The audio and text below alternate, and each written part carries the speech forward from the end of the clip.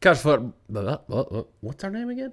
College football nerds here doing a quick recap of what we saw and maybe a deep dive into the numbers on Clemson and Notre Dame. I want to remind y'all, please like and subscribe. It helps us out. But also in the comments, let us know what surprised you about this game. Everybody likes to talk about, hey, I called this shot right and I got this right.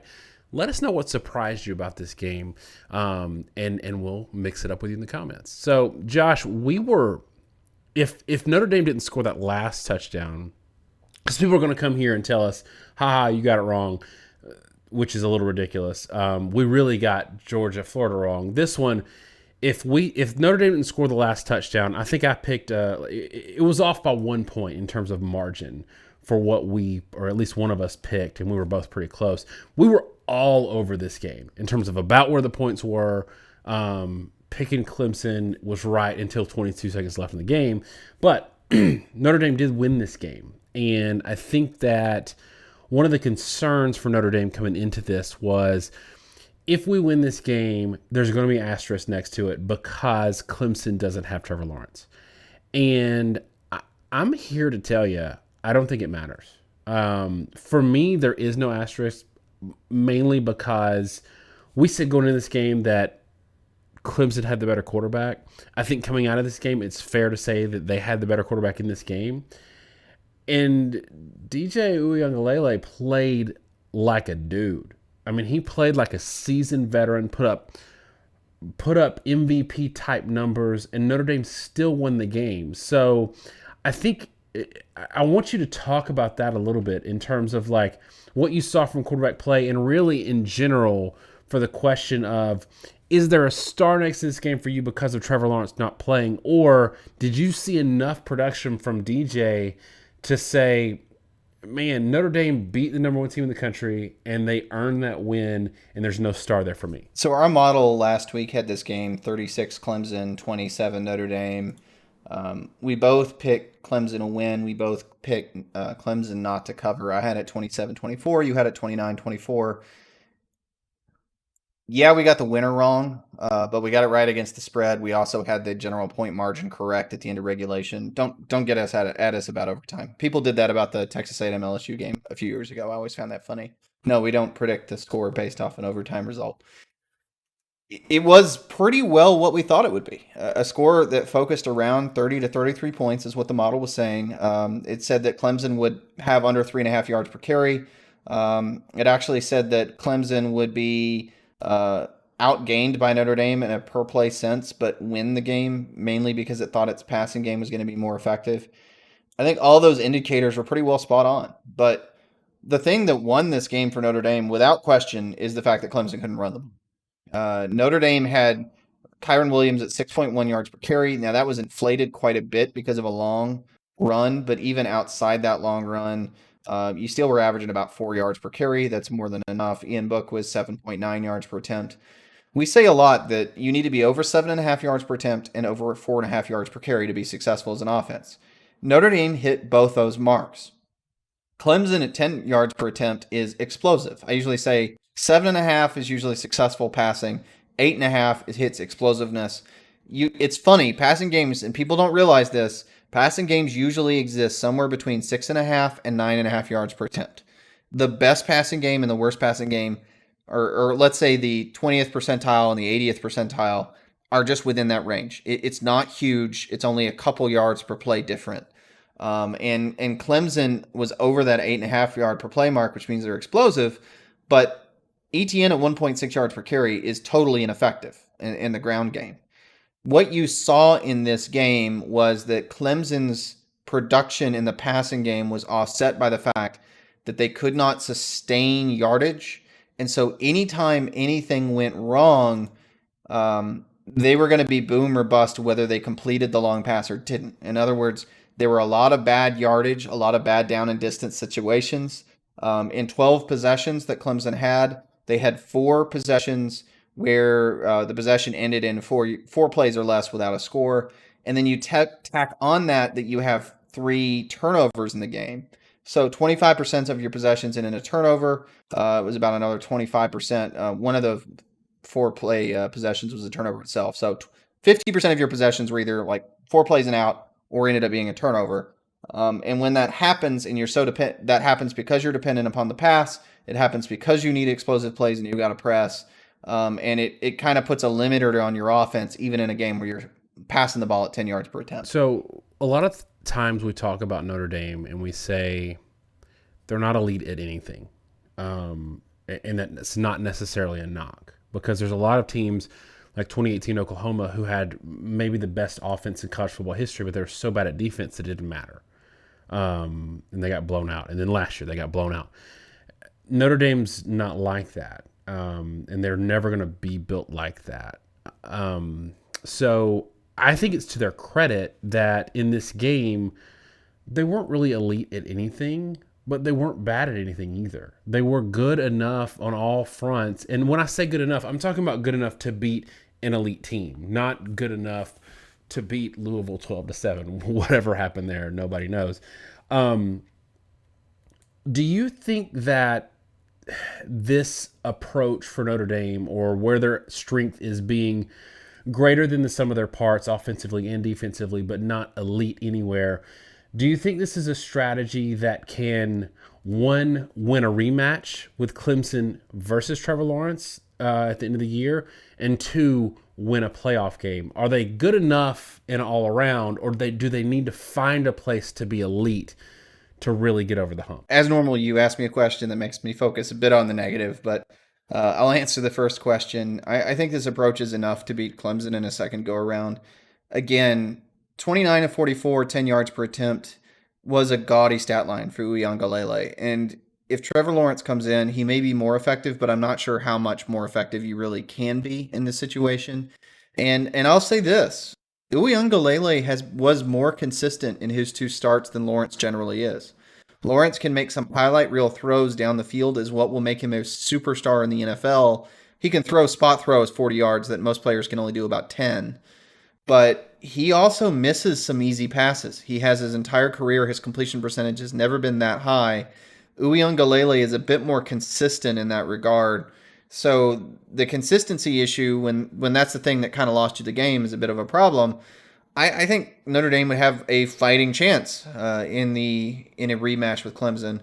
Let me say there's 2 things that are major issues for Clemson. One was the injuries on the defensive side of the ball. So if you're talking about a rematch, I'm kind of assuming the same players.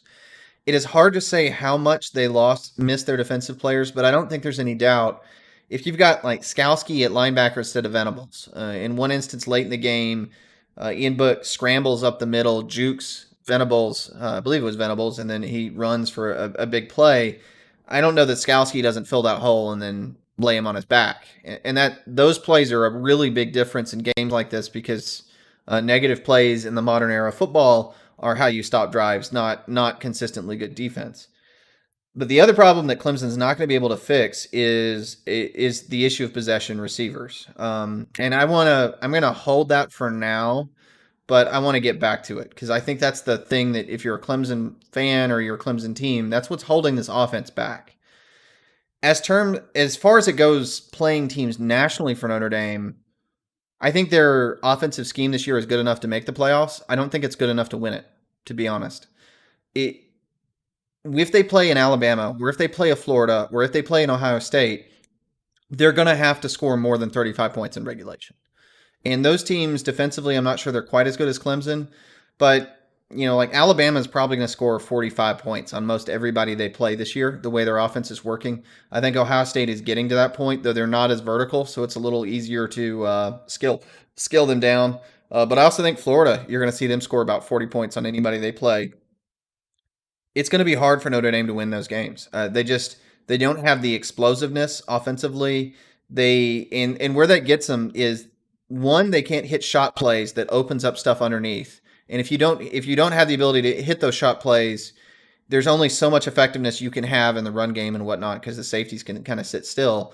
But the other thing, and I think you saw it in this game, Notre Dame is not well equipped to deal with third and unmanageable situations. The high-end offenses in football right now are converting 3rd and 15s at an absurd clip. And I don't think Notre Dame can match that. So in a game with one of those offenses, when something bad goes wrong, they're probably going to end up punting, and the other team is going to bail themselves out, and you just end up being behind 2 or 3 scores, and you get left. But if you are Notre Dame, I think you're more than happy, or you should be more than happy to make the playoffs. You have a lot of disadvantages in recruiting. You have due to the academic requirements of the school, and until and unless Notre Dame gets an elite quarterback like an Uiagalelei, I think making the playoffs and where they're at is about the ceiling of where you can possibly peg them. So we've talked about this in the past. I mean, we've talked about it this year about how we don't think anybody's winning a national championship anymore without an elite quarterback, at least an elite minus. You can have a top defense in the country and maybe have just a really good like second day NFL pick quarterback and still win a national championship maybe. But I will say this. I don't think that the big difference between this year's Notre Dame and Notre Dame's of the past is they actually won this game. And I'm going to give them credit where it's due and say the things you're saying about Notre Dame right now, while I don't think they're incredibly unfair, I also think those are things that we've said about Notre Dame in the past, and they're not beating Clemson even with DJ and not Trevor Lawrence. They're good enough to beat the Boston Colleges on their schedule and the USC's on their schedule when it's a 9-win USC and not a 13-0 USC, but they're not good enough, and that's good enough to get them into the playoffs. I think it's a little different this year. I think that I do have concerns where they can beat a Clemson, but also have a 12-7 against Louisville. And for all the excuses of having the layoffs and being rusty and all that, that still scares me that you can play a game against Louisville and score only 12 points. That scares me. But on the flip side, I like the fact that they can face a Clemson with a quarterback playing well and neutralize a guy like Travis Etienne and hold him to 1.6 yards per carry and keep him from killing you in the pass game. And that's where I do want to bring you back to some of the deficiencies at Clemson's wide receiver position that we're talking about, because I think that to the point that you're going to make, I think that they were kind of covering up those deficiencies by using Travis Etienne in the pass game, and I think that Notre Dame did a really good job of stopping that, and that's how you go to stop Clemson in general. But get into that a little bit, what you and I were talking about before we hit record on this show about Clemson and some concerns you have for them at wide receiver. Right. To close the loop on the prior discussion, I just want to make this really clear. People get irritated with me in the past for saying that Notre Dame is a really good team and not for saying more. Notre Dame this year is a great team. The things they're doing well, they are successful run and pass versus an elite team, whereas before they were merely acceptable. And that's a pretty big jump, and that makes them a great team in my mind. But now we're really comparing them to a playoff contender. But along the same lines, the problem for Clemson I see is at the wide receiver position. There's a lot of focus on Lawrence being out and that suspension. Clemson is feeling the Ross absence even more than I thought they would. And the injury to Nagata just kind of crippled them, I think, because schematically right now, Clemson's trying to use Etienne as much as possible. Etienne is, in my opinion, the most valuable player in the country. I will be blunt. If Clemson loses Etienne, it will neuter the entire offense because he is the most effective, valuable player anywhere. And he's an absolute nightmare for every team that plays them. But outside of Etienne, their complement is really twofold. Powell is used as a slot receiver that is a downfield dynamic threat. He is a good player that is playing at a high level. He is very physical, which can win you a lot of things as a receiver. And they pair him with Rodgers, who's really their best receiver, but he's a slot player that they hit on seam routes, and they use him underneath a lot behind the line of scrimmage in the screen game. And the pairing there is you kind of throw stuff down the seam with Powell or Rodgers, and then when teams overplay that, you hit them underneath. And you're kind of constantly trying to lull teams to sleep by flaring it at ETN, throwing the screen, and then when they safety bites up, then you bang them over the top with a shot down a fly route or a seam route to Rodgers or Powell.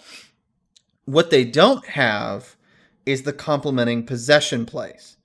Clemson does not run many 5 to 10 yards possession first, move the chains first down routes. Um, that's the absence of Hunter Renfro or the equivalent. That is definitely the absence of a Higgins or a Ross. In the past, they had a lot of plays on a third and long or even a second and long where they would just run a back shoulder throw to the outside. And if you were trying to do single man coverage, you would give up an obscene amount of those plays where you'd give up 15 yards and they'd throw back shoulder and the guy would just catch it or take it over your head. That play really cemented the consistency of the offense. The ability to hit those throws when other stuff wasn't working made everything else balanced too, because you had to be careful with how you let your corners be isolated on these big receivers. But without that, Clemson doesn't have a good ability in the passing game to ensure they're getting consistent yardage and to move the sticks.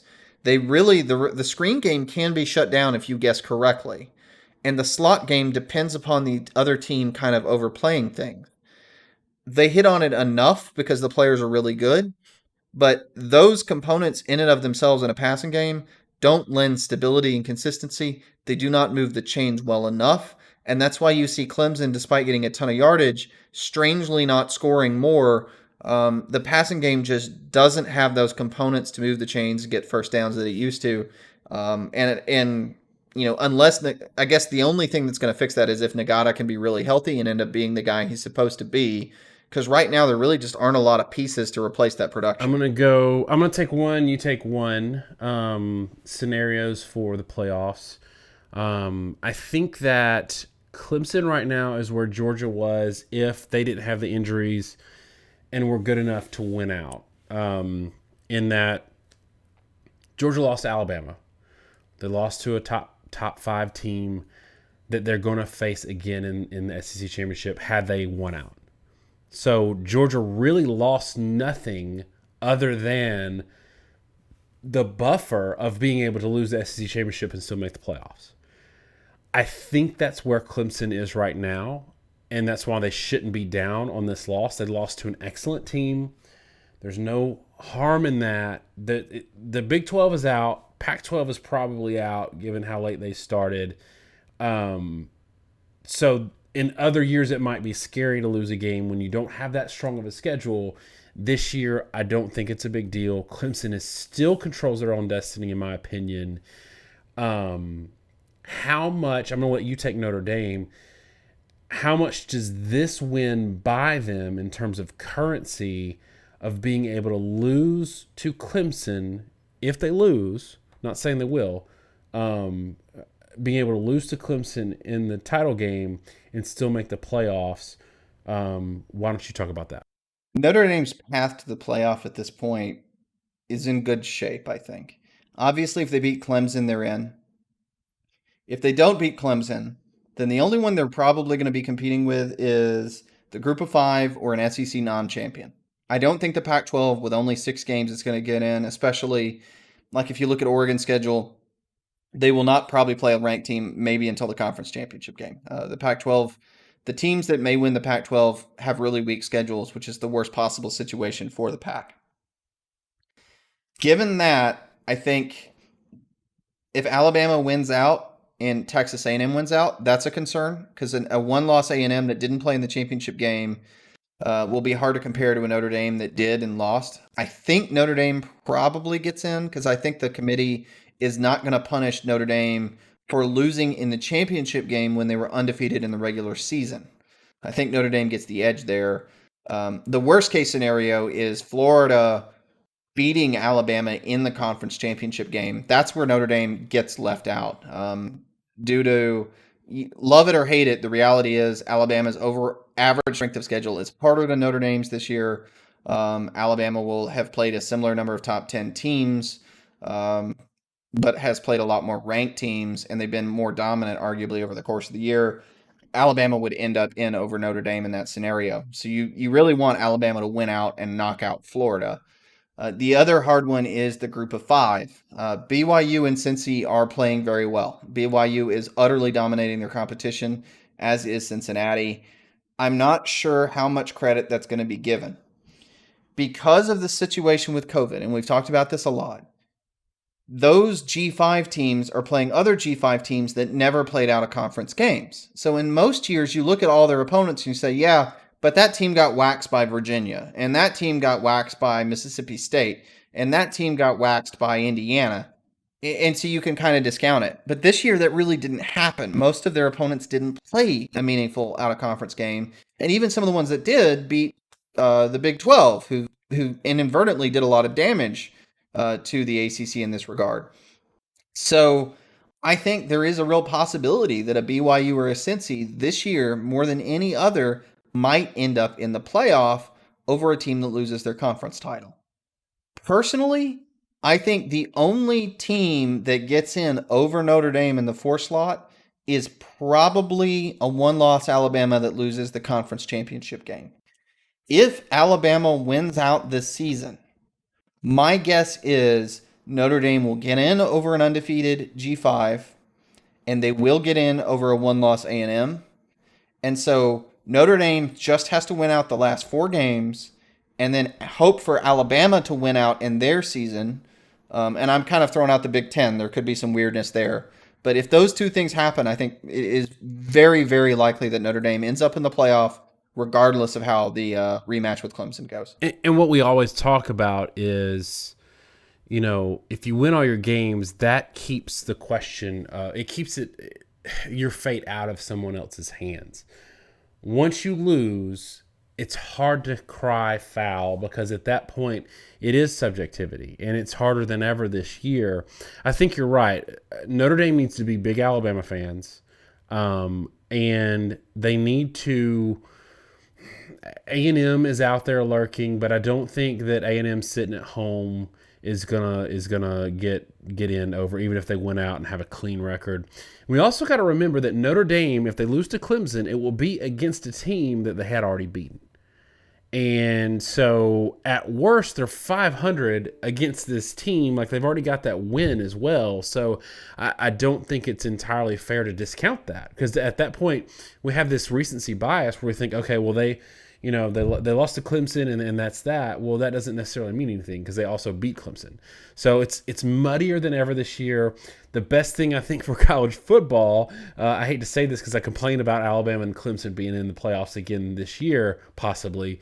The best thing for college football to avoid a lot of the subjectivity at the end that always gives a lot of stress is to just have Alabama win out, which takes Florida off the table. And at that point, whether or not Notre Dame wins, it's immaterial. You're going to get Ohio State out of the Big Ten. You're going to get the winner of the ACC championship. And in this case, you're going to get it kind of speaks to the ACC for once, and maybe why Notre Dame should join the ACC. The loser of the ACC championship game would be in the playoffs, which means the ACC is getting 2 teams, which is wild to think about. All right, y'all, we went a little longer on this one, but we had a lot to talk about. Hope y'all didn't feel it was too negative. We're really trying to point out critical pieces of these teams should they play in the playoffs, because as we're discussing here, it's likely that both of these teams are going to play teams in the playoffs. So let us know what you think about it and what surprised you in this game. Thanks so much, y'all. Have a great week, and God bless.